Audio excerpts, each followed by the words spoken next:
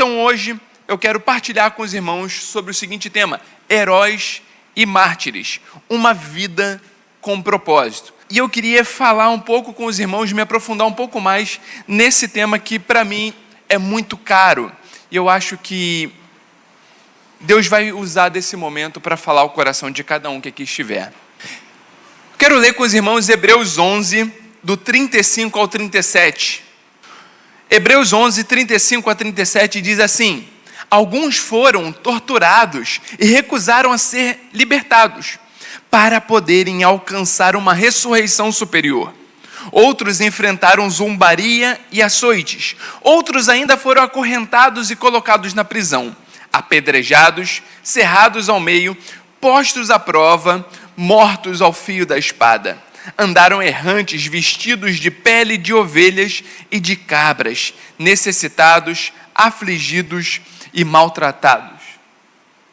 O mundo não era digno deles. Vagaram pelos desertos e montes, pelas cavernas e grutas. Todos esses receberam bons testemunhos por meio da fé. No entanto, nenhum deles recebeu o que havia sido prometido.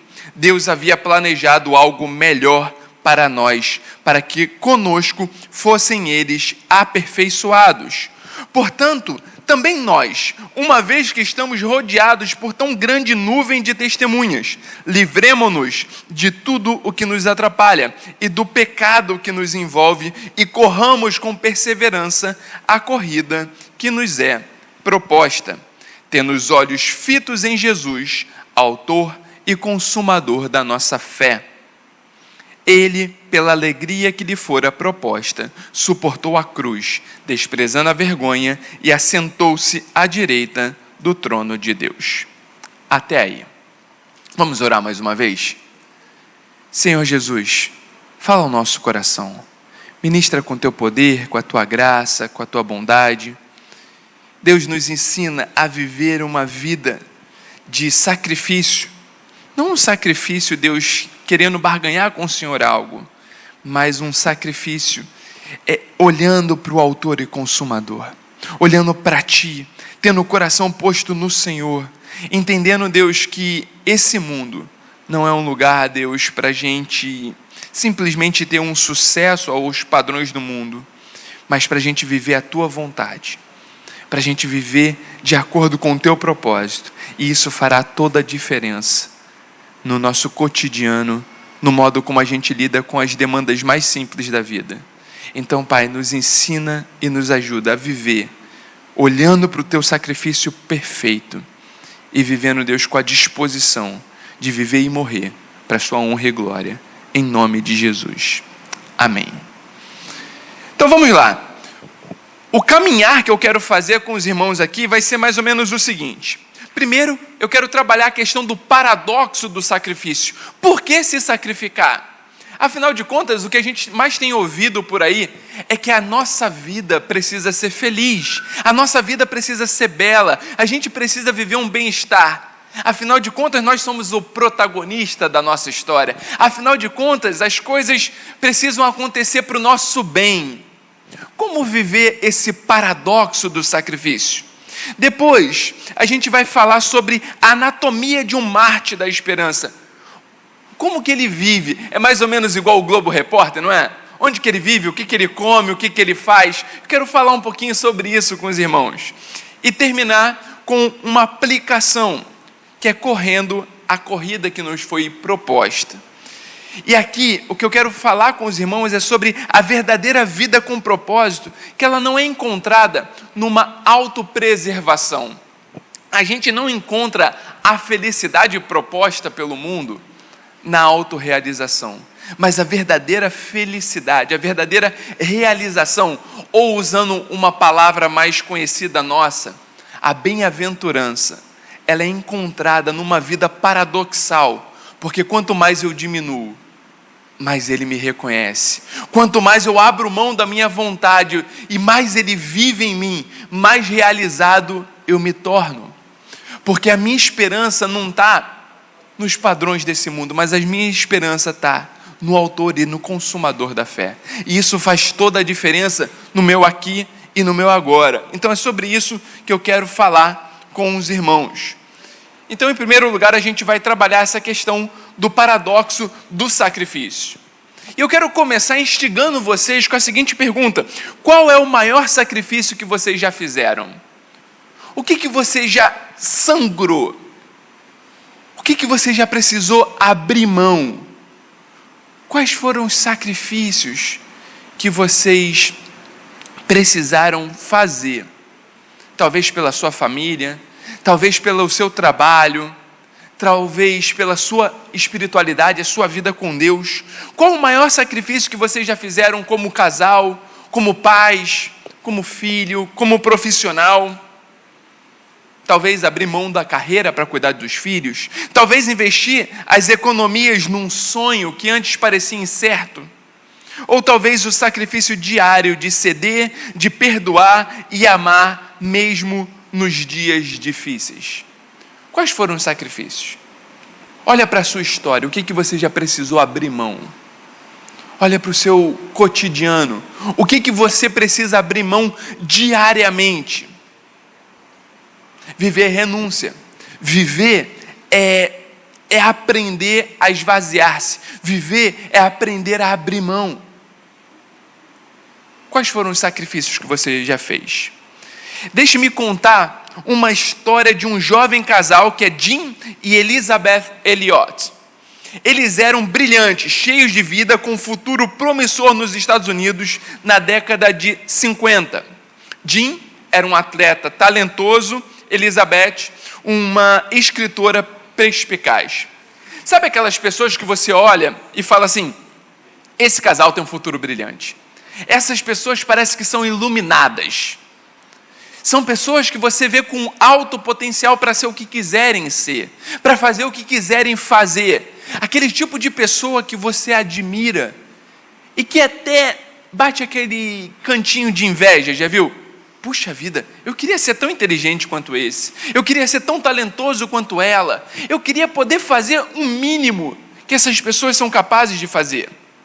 Só que olha que interessante. Eles sentiram um chamado de Deus para levar o evangelho a um povo indígena, isolado e temido, na selva do Equador, os Aodani, na época conhecido como os Aucas.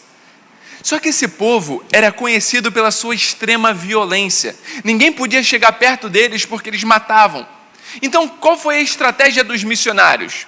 Eles começaram sobrevoando aquela região e jogando alimento, jogando algumas coisas para tentar fazer os primeiros contatos. E depois deles passarem alguns dias tentando se relacionar com aquele povo de forma aérea, entregando mantimento, entregando alguns tipos de suplemento para eles, depois eles descem e começam uma abordagem pessoal. E nos primeiros dias, a abordagem é agradável. Nos primeiros dias, eles são recepcionados. Mas dias depois, aquela tribo faz jus a seu título de violência e mata os missionários. Todos os homens que ali estavam foram mortos por essa tribo.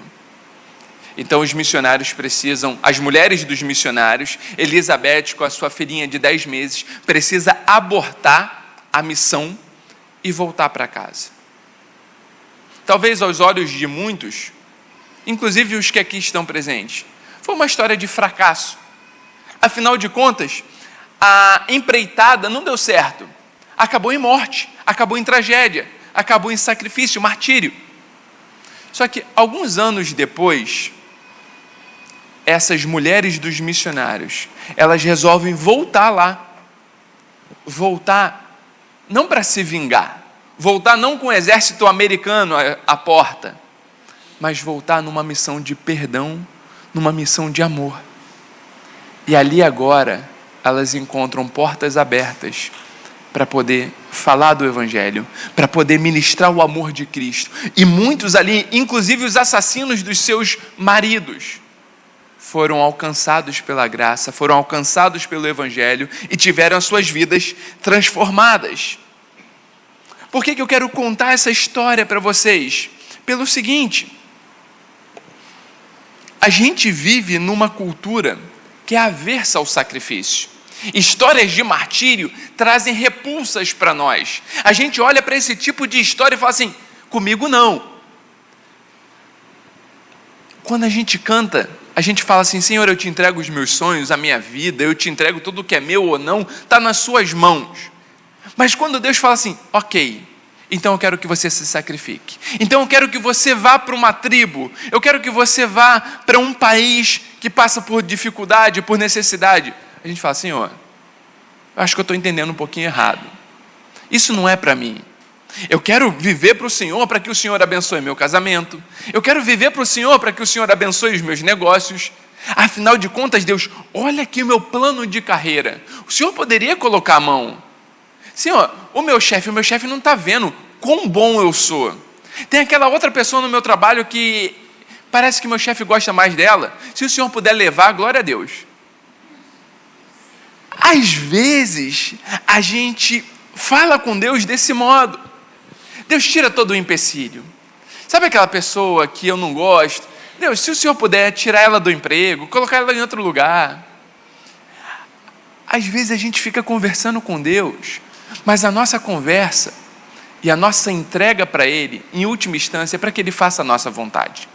É para que Ele assine embaixo os nossos projetos pessoais. Por quê? Porque a gente vive em busca do conforto, a gente vive em busca da própria felicidade. E tem agora uma frase que norteia muitos de nós: você não deve aceitar menos do que você merece. Você nasceu para brilhar. Tudo depende de você. Para que você tenha uma carreira de sucesso, basta você determinar, basta você querer, basta você pensar positivo. Porque você merece. A gente vive nessa cultura. A gente vive rodeado desse tipo de pensamento. O algoritmo das redes sociais nos vendem uma vida sem dor e sem renúncia. E essa mentalidade cria uma aversão ao sacrifício. Vemos o sacrifício como perda, não como investimento, como fraqueza e não como força. Afinal de contas, quem precisa mudar é o meu marido. Quem precisa mudar é a minha esposa. Quem precisa mudar são meus filhos. Quem precisa mudar são meus colegas de trabalho. Quem precisa mudar é o outro. O problema dessa forma de pensar é que nos coloca numa posição de vítima da sociedade, que tem um prefeito ruim, um governador ruim, um presidente ruim, um mundo complicado, pais difíceis, avós complicadíssimos. Só que eu sou o centro do coração de Deus. Eu sou a pessoa que Deus ama. E comigo não tem nada de errado. Essa é uma cultura diabólica, que coloca Deus como subserviente a nós, que coloca as pessoas, elas devem fazer aquilo que me agrada. Deixa eu falar uma coisa para vocês. As pessoas não têm que nos agradar. E a gente não tem que fazer esperando um reconhecimento. O John Piper, no livro dele, Irmãos, Nós Não Somos Profissionais, não sei se é esse ou se é o hedonismo, é um dos dois, mas enfim, ele vai falar algo que me despertou muito.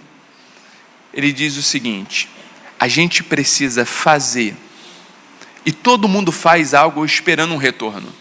Só que a gente deve fazer, não esperando o retorno da outra pessoa, mas esperando que Deus haja com misericórdia e graça.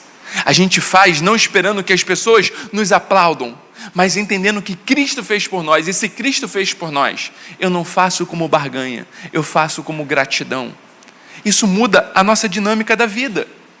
Isso nos ensina a nos entregar mais, a viver melhor a renúncia, a amar deliberadamente. Mas vamos tentar seguir um pouco mais.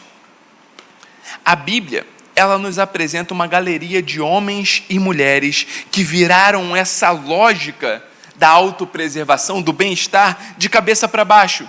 Eles não são lembrados pelo que acumularam, mas pelo que entregaram. O autor de Hebreus os chama de heróis, mas poderíamos também chamá-los de mártires da esperança. Vamos tentar olhar um pouquinho para o que o texto nos fala a respeito deles e como que isso se aplica a nós.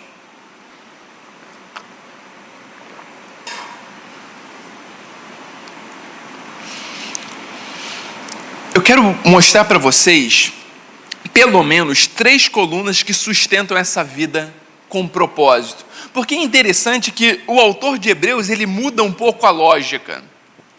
O mundo espera que você faça por merecer, não é isso? Você passa a vida inteira estudando para passar numa prova, depois para passar no vestibular, depois para passar num concurso, depois para se tornar o melhor no seu trabalho, para você ter uma promoção, e aí o outro é sempre visto por nós como um concorrente, alguém que precisa ser suplantado, alguém que precisa ser abatido, alguém que precisa ser superado. E aí a gente vive numa cultura sempre buscando o mérito pessoal em detrimento do fracasso do outro. Porque não adianta eu ser muito bom se o outro for melhor. Então eu tenho que ser muito bom e torcer para o outro ser pior. Porque se o outro for melhor do que eu, ele toma a minha vaga. Se o outro for melhor do que eu, ele entra no meu lugar. Eu preciso ser digno dessa posição. Mas é interessante porque a Bíblia vai falar que o mundo não era digno desses heróis da fé. A Bíblia inverte a lógica. Ela fala assim, esses homens e mulheres viveram de tal modo que o mundo não se tornou digno deles pisarem. O mundo não se tornou digno de poder ter eles vivendo e pisando e se relacionando. Foram pessoas que Deus tomou para si, porque olhou e falou assim, não, essa criação pecaminosa não é digna dos meus santos, do meu povo. Perceba a inversão que o autor de Hebreus coloca. Não queira viver para ser digno do mundo, mas viva de tal modo o poder do Evangelho que o mundo não vai ser digno de você pisar nele. Essa é a cultura. Mas, peraí, Tiago, então, de certo modo, é uma meritocracia. Não, porque esses homens e mulheres não foram dignos do mundo, porque eles se submeteram ao poder da cruz. Eles se submeteram ao poder do Evangelho. Eles foram odiados pelo mundo, porque o mundo odiou o Senhor deles. E o próprio Jesus disse, se me perseguiram, vão perseguir você também. Essa é a lógica da cruz. Mas vamos lá. Primeiro, a motivação do sacrifício. E o versículo 35 vai falar que é uma esperança superior. O texto é claro, eles recusaram ser libertados para poderem alcançar uma ressurreição superior. E a palavra aqui é a chave para a gente entender Hebreus. Por quê? Porque Jesus é superior aos anjos, seu sacerdócio é superior a todos os outros sacerdócios, a sua aliança é superior. A motivação aqui não é você ser o melhor, mas alcançar uma realidade infinitamente melhor. Essa é a lógica, por exemplo, que Paulo fala, as minhas leves e momentâneas tribulações não se comparam à glória que vai ser manifesta. A questão é, você é capaz de se submeter a sacrifícios por amor ao Evangelho? Você é capaz de abrir mão dos seus direitos por amor ao Evangelho? Você é capaz de abrir mão do seu conforto por amor ao Evangelho? Sabe por quê? Porque vai ter momentos na sua vida que você vai precisar abrir mão, apesar de você estar totalmente no direito. Vai ter momentos que você vai precisar carregar o seu cônjuge e ser suporte para ele e para ela, porque ele ou ela está passando por um momento de adversidade, de luta, de dor. Vai ter momentos que você vai precisar abrir mão das suas noites de sono por causa dos seus filhos. Quem aqui é pai? Levanta a mão.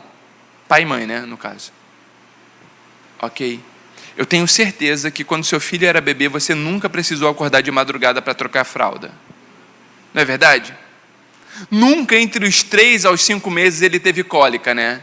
E você podia puxar, colocar para um lado, colocar para o outro, e ele ficava sempre em silêncio, não era isso?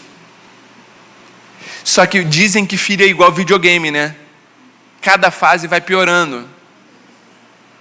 O meu tá na fase que, assim, se eu descobrisse onde tinha um botão de liga e desliga, seria tão abençoador. Porque, assim, ele está dormindo, é uma paz. Ele abre o olho e já pergunta, por quê? E esse porquê vai durar o dia inteiro. Por que a luz acende? Por causa da eletricidade. O que é eletricidade? Por quê? Por que tem eletricidade? Porque depois do quinto porquê, você já fala assim, Deus quis, filho. Não é? Funciona assim contigo? Tem hora que eu falo assim, gente, quem inventou o porquê Deus quis é a pessoa mais sábia da história. Porque Deus quis. E dizem que as fases vão piorando. Quem tem filho adolescente já está vivendo a fase do se você quer algo, eu quero algo totalmente o contrário do que você quer.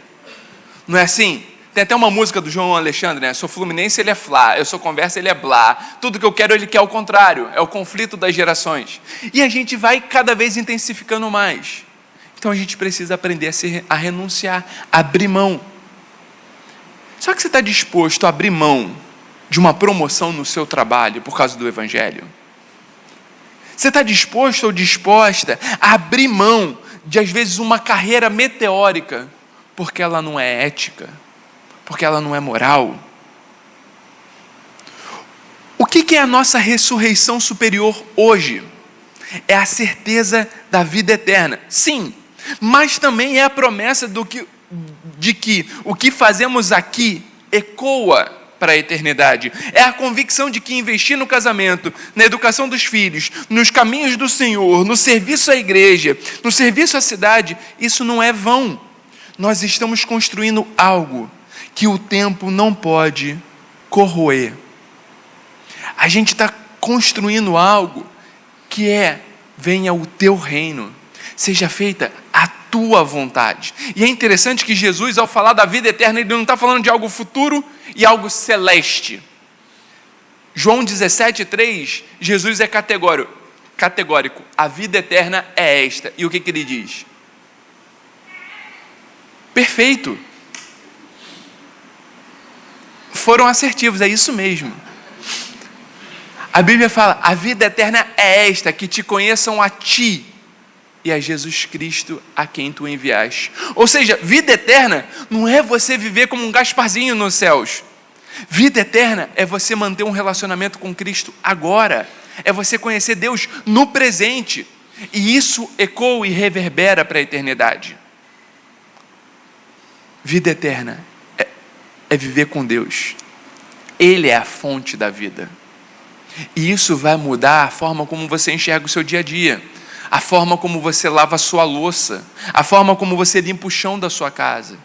Porque você pode fazer isso murmurando, falando, ai que raiva, essas crianças ficam deixando louça aqui. Poxa, meu marido também nem para colocar uma água no copo. Poxa, mas toda vez eu acabei de lavar, já está em louça suja novamente. Ao invés disso, é olhar e falar assim, Senhor, obrigado por mais um dia. Obrigado por ter família. Obrigado pelas minhas crianças. É viver em adoração ao Senhor.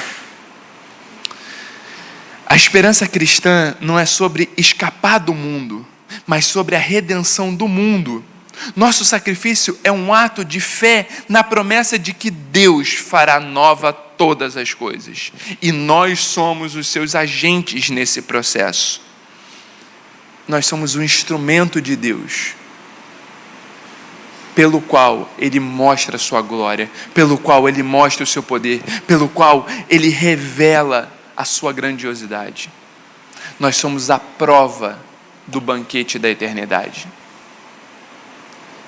As pessoas vão descobrir como que é a vida com Deus na eternidade, olhando para a igreja. A pergunta é, a gente está sendo uma boa prova? A gente está refletindo o poder de Deus, a glória e a graça dele? A gente falou da motivação, mas em segundo, é a realidade do sacrifício, um mundo indigno.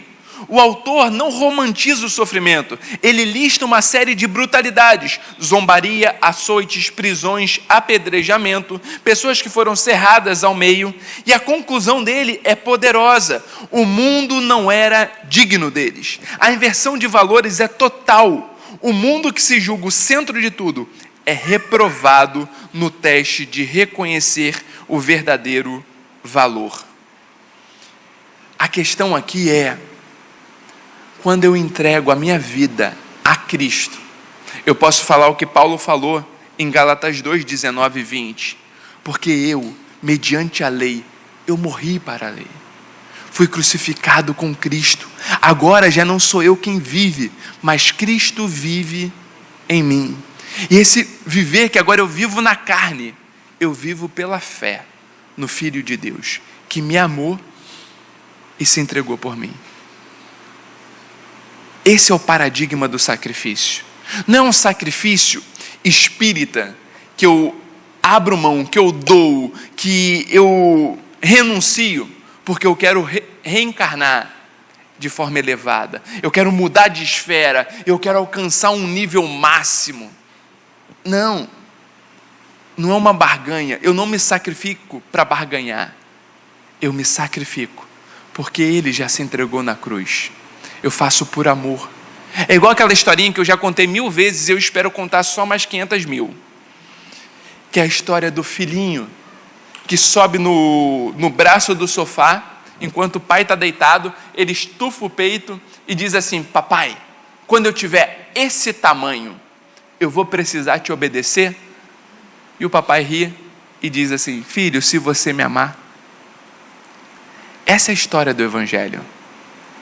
Eu obedeço não por obrigação, eu obedeço por amor. Eu me sacrifico não para barganhar, mas eu me sacrifico porque Ele se sacrificou por mim. Hoje, o sacrifício cristão talvez não envolva você ser cerrado ao meio, mas enfrentarmos outras formas de martírio, como por exemplo o martírio social, de ser considerado antiquado por defender a fidelidade matrimonial, o martírio profissional de abrir mão de uma promoção que exigiria atitudes antiéticas, o martírio financeiro de ser generoso em uma cultura consumista. O mundo pode não nos aplaudir, na verdade ele pode até zombar de nós, mas a pergunta do texto ecoa: quem não é digno de quem? O Tim Keller, na Cruz do Rei, ele argumenta que o cristianismo, em sua essência, é sacrificial. Ele diz: se o seu Deus nunca lhe pede nada que você não queira fazer, então o seu Deus provavelmente é você mesmo. O sacrifício é a prova de que adoramos ao Deus verdadeiro e não uma versão de nós mesmos. Se o seu Deus está o tempo todo falando assim: é isso, filho, você acertou, você é o queridinho do papai, meu Deus, como que você nunca erra? Não, isso é só nossa esposa. Na vida cristã, a gente precisa abrir mão. Na vida cristã, a gente precisa se sacrificar. Na vida cristã, eu preciso diminuir para que Ele cresça. Se o meu Deus, se o seu Deus não está te pedindo para renunciar a algo, provavelmente o seu Deus é o seu próprio umbigo. O seu Deus é o seu próprio ego. Mas seguindo, em último lugar, a perspectiva do sacrifício. Isso aqui é fantástico, porque o clímax do capítulo é: todos esses não receberam a promessa. Você já leu quem são os heróis do passado? Você vai ler na galeria de heróis, você fala assim: de fato, o mundo não era digno desse povo, não. Só que aí, quando chega na nossa vez, ele fala assim: eles não receberam a promessa. Eles tiveram uma vida incompleta. E você fala: como assim? E é interessante porque o próprio Jesus, no Evangelho, vai falar assim: o menor no reino é maior do que todos eles. Qual que é a lógica disso? Eles fizeram tudo isso e morreram sem ver o resultado final? Exato. Porque Deus tinha um plano maior. Deus provera coisa superior a nosso respeito, para que eles, sem nós, não fossem aperfeiçoados. Perceba o seguinte: tem um versículo que a igreja ama. Vai, esse vocês vão citar comigo. Nem olhos viram, nem jamais. Tem 2 pessoas que sabem. O que Deus... Legal, foram 5. Tá bom. O que esse versículo quer dizer? Hoje, nada. Como assim, Tiago? Nem olhos viram, nem ouvidos ouviram, nem jamais penetrou no coração humano que Deus tem preparado para aqueles que o amam. Isso, lê o próximo versículo. Mas Deus nolo revelou em Cristo Jesus. Ou seja, aquilo que os olhos não viram, aquilo que os ouvidos não ouviram, aquilo que não entrou no coração, agora entrou, por causa do Espírito Santo. Esse versículo não tem a ver com o futuro da nossa vida, mas tem a ver com a concretização da promessa em nós. Nós vimos, nosso ouvido ouviu, nosso coração experimentou. A gente pode vivenciar, nós temos a mente de Cristo, é o que Paulo diz. Eles não tiveram. Para eles a promessa era futura. Nós vivemos na concretização da promessa. Você já deu um glória a Deus por causa disso? Você já se entregou a Deus e falou assim, obrigado? Porque isso é revolucionário. Isso é poderoso, isso é profundo. A história deles não terminou, nós somos a continuação. O bastão da fé foi passado para nós. O sacrifício deles só faz sentido completo quando nós corremos a nossa parte da corrida. Isso dá um propósito imenso para a nossa vida. Não estamos apenas vivendo para nós mesmos, estamos completando algo que começou gerações atrás. Nosso casamento fiel, nossos filhos criados na fé, nossa igreja servindo a cidade, tudo isso é parte do aperfeiçoamento da fé daqueles que viveram antes de nós.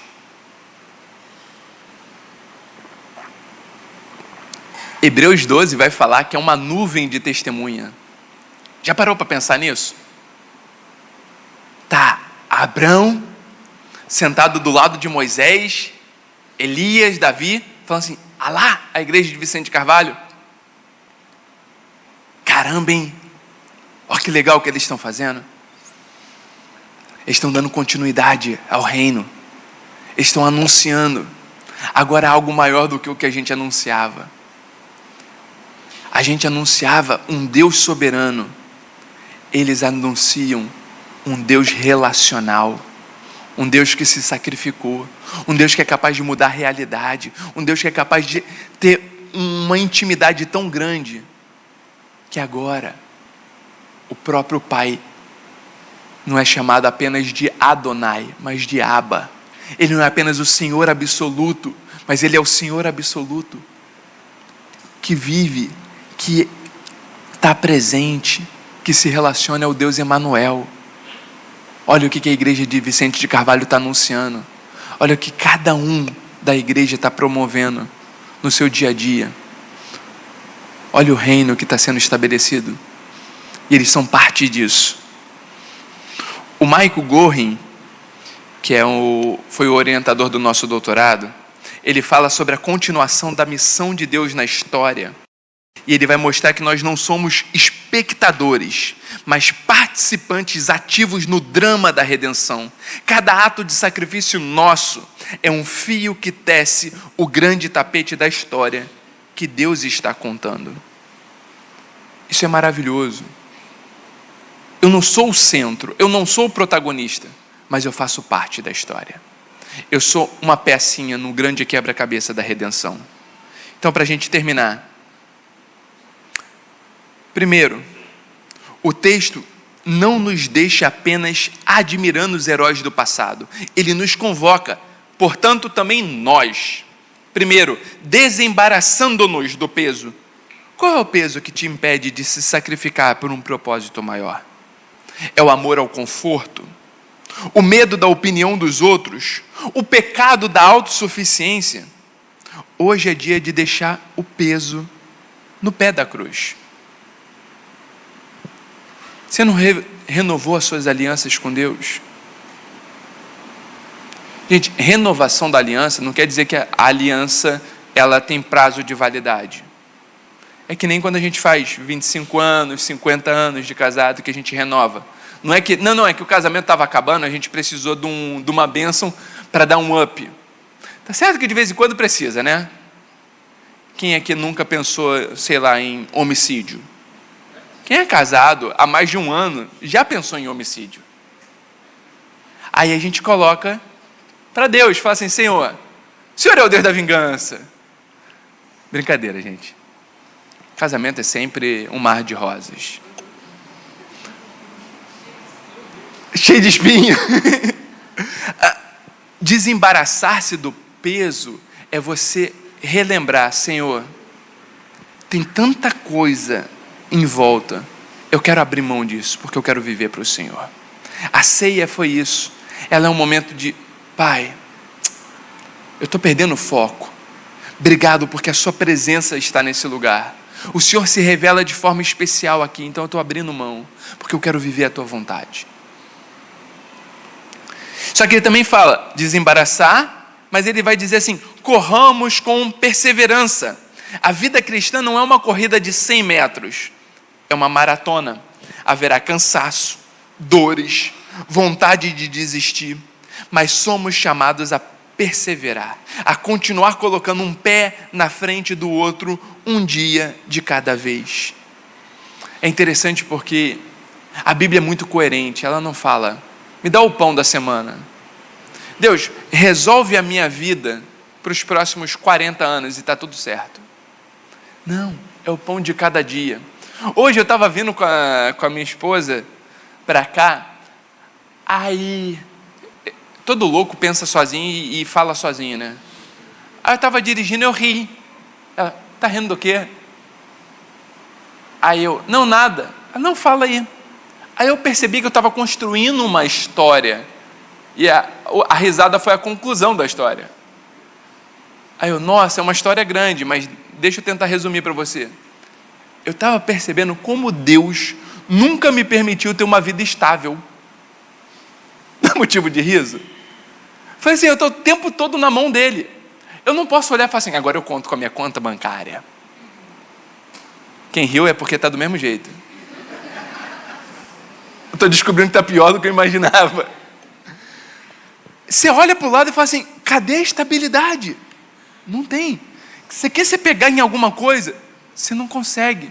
Falei, Deus, mas eu não podia de repente descobrir que eu tenho uma herança de um tio que deixou tudo para mim? Não, Tiago, a partir de agora a tua vida está toda resolvida. A tua, do teu filho, do teu neto, do teu bisneto, está tudo...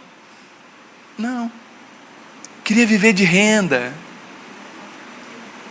A vida é instável. Para que a gente possa sempre confiar em Deus, tendo o pão de cada dia. Lutando dia após dia, porque os dias são maus. Correndo com perseverança. E o terceiro é olhando firmemente para Jesus. Como que a gente consegue se desembaraçar e correr? Olhando para Jesus. Olhando para o Marte Supremo. Jesus é o autor e consumador da fé. Ele iniciou a corrida e a completou. Ele suportou a cruz e desprezou a vergonha. Tudo pela alegria que lhe estava proposta. Ele é o nosso exemplo, nossa força e mais, o nosso Senhor e condutor. Para a gente terminar então, ser um mártir da esperança não significa necessariamente morrer por Cristo, mas com certeza significa viver para Ele, de forma sacrificial. Significa morrer todos os dias para o nosso egoísmo, para o nosso conforto, para a nossa vontade, a fim de que a vontade dEle prevaleça em nossos relacionamentos, em nossa família, em nossa cidade. O mundo precisa desesperadamente de pessoas que mostrem que existe um amor que vale o sacrifício, uma esperança que vale a renúncia, uma fé que nos move a construir um mundo melhor, não para que a nossa glória aconteça, mas para que a glória daquele que se sacrificou por nós resplandeça. Gente, o nosso mundo está desesperado por propósito. Sabe por que as pessoas estão brigando tanto por política? Porque elas precisam crer em algo.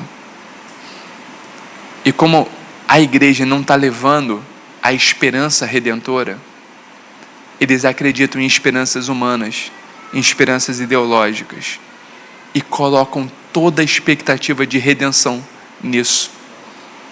Se você reparar, John Lennon estava gritando por esperança.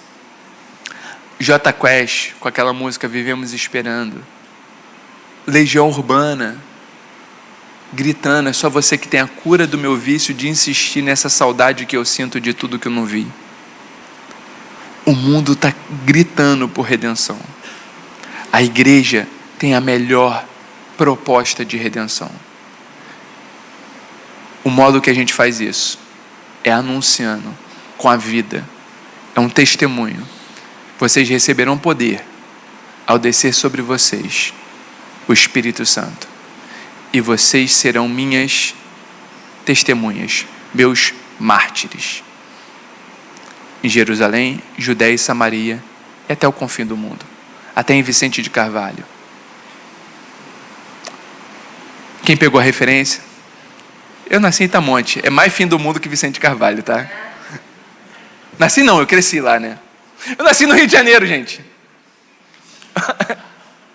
Nossa, essa risada foi maldosa. Vamos orar agradecendo a Deus? Depois que a gente orar, a gente vai se colocar de pé para receber a bênção. Pai, nos guia como teu povo, como instrumentos do Senhor.